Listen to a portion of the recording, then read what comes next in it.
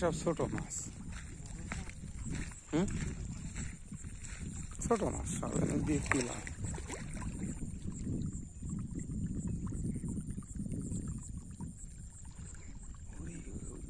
মাছের যাওয়ার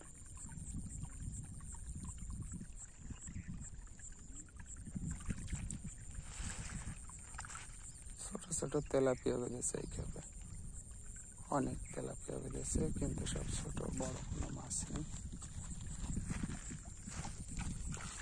দেখুন বন্ধুরা,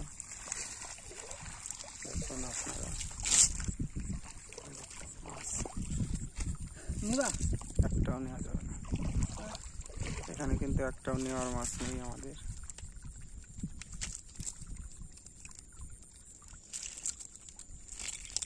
সবই ছেড়ে দেবো, একটা মাছও নিব না।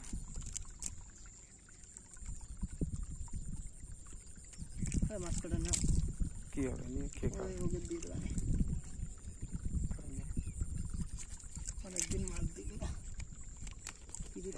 এ আবার পীড়িত করে লোকের সঙ্গে, বুঝলেন?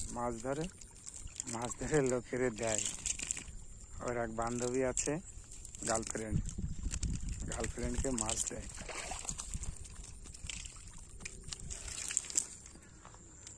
বন্ধের গ্রামে দেয়।